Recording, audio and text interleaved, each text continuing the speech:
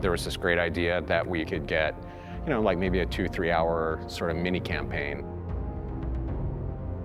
Well, that was the original plan. Not quite what happened, but since we pretty much ended up making a full game. The game gets more and more ambitious, and then next thing you know, it's not like anything you've worked on before. We knew that we wanted to keep what was great, that people loved about the Halo experience, that 30 seconds of fun over and over again. We knew we had to preserve that, but at the same time, give it an ODST spin. We wanted to try something that we'd never done before, and I think that means breaking the mold of what people expect from Halo. Here's an engine, here's a story, you got a year, go.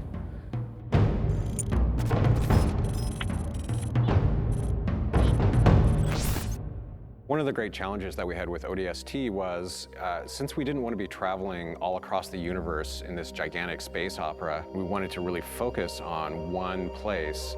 The hub was the single most technical thing that we've ever accomplished in the Halo engine. There was a lot of work done to try to come up with smart ways that we could build the city. It's definitely the biggest environment that we've made in any Halo game. We spent a lot of time trying to figure out how can we maximize the space without freaking out all the artists, and I think we figured out how to maximize the space really well.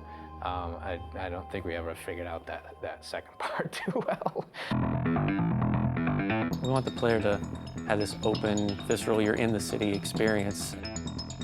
We started experimenting with playing with elevation, playing with building shapes. It's a city that you actually completely walk through. Each BSP is directly alongside the other BSP. You walk through a door and you go into the other BSP. The road structure is not straight, it's diagonal, it's also multi-layered. I don't think we kind of realized how big the city would get. We basically had to build very specific tech that would give the AI the right type of behavior. We had the technology, we called it Squad Patrol. No matter where you were inside the hub, there would always be a certain amount of noise, a certain amount of enemy presence there that we could ratchet up and ratchet down depending on what we needed it to do. We need to have this dark, moody city without making it unplayable. I wanted to get a feeling of rain at night in an abandoned city. I would still like to score the emotions and mood that we want the player to feel when they're playing the game. We want people to explore the city. We want people to find this, this kind of hidden little sub-story. What if the phones rang? You're alone, you're in the city, you're trying to unravel a mystery. That's the feeling you have every time you're the rookie. What's fun about being an ODST? How's he different than the Master Chief? What kind of problems does he face versus the Chief? If they're not the walking tank, they really have to pick up weapons that they're going to use. There were things that we added. The silenced submachine gun and the silenced pistol are absolutely the best tools for the job.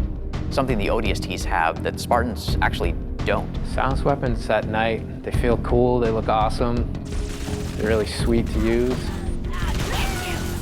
In real life, silenced weapons don't have a whole lot of sound. So we had to kind of Hollywood them up a little bit, kind of make it so that they sounded like they were silenced and supposed to be silenced, but yet still powerful and fun to fight with. In a lot of ways, it feels like Halo 1, because it's back to single wielding. Dual wielding. Paul doesn't like dual wielding, so we cut it. Visor mode is really cool, and it evolved a lot. There were versions that looked really great for the art, but yeah, maybe they didn't do such great things for the design. It affected how we lit something. We'd make this building and it looked great and we thought it was fine, and you turn on the visor mode and you realize that's really just a square. But it also has the advantage of really showcasing the depth of our scenes. Put on visor mode and then the whole environment reveals its secrets to you.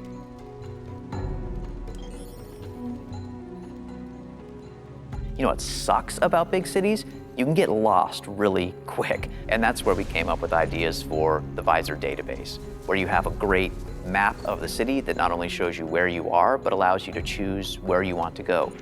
If you don't have that tool to help you navigate the city, you're never gonna find the high action flashback scenes, which we were banking on to be the core fun of the game. It's a very simple idea. It was an amazing struggle to get there.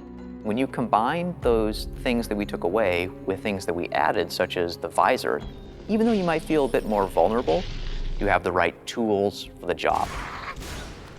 The hardest part moving from Halo 3 to ODST was just the difference in the play styles of the characters.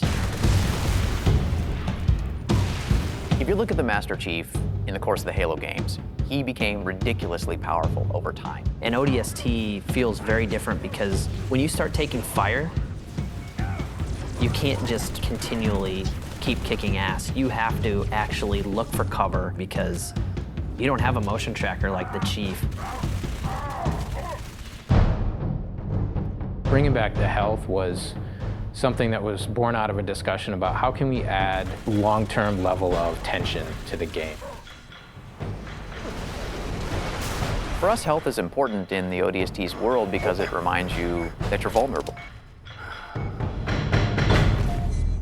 We want to experience the story through the eyes of many different characters. We wanted to bring back the guys from Firefly again, Nathan Fillion, Adam Baldwin, and Alan Tudyk, trying to find the perfect film noir blonde. We thought about Tricia Helfer. Orders are orders. Come on, Veronica. What could be more important than that carrier? My orders. And Buck, call me Captain. I'll pass on that dance, but you can show me where to sit. These little scenes, we wanted to have their own mystery. It was the story of one guy, one object, one high action moment. And for us, the clue objects were the key. Dutch, we need to get above this crap. Link with the B-net. One of our drones must have seen where they hit. When you find a clue, you're actually going back in time and playing in the boots from another ODST's perspective. Good hunting, boys. I'm keeping my boots on the ground. You've got 5 main characters. Banshees! Each of the characters have things to say from first person. Not only ground you in the character, but also give you some really useful tactical information about the battlefield. It's coming to drop in behind us. They must know this is our rally point. Where the heck did these buggers come from? Underground tunnels are filled with the damn thing. We got ammo and weapons on the high ground. Move it, move it. Without spending a lot of effort personalizing each of those characters, then it wouldn't mean as much when you step into their boots. We need some help! Look out! Bam, said the lady. So I hope it's the right balance of new and old, that it doesn't come off like we've screwed the pooch on this one. But I do think they will probably walk away from this, honestly, wanting more. Honestly, if we had more time to do ODST, I really don't know what we would do differently. So if I got another 2 weeks, I don't know. I guess I'd play more ODST.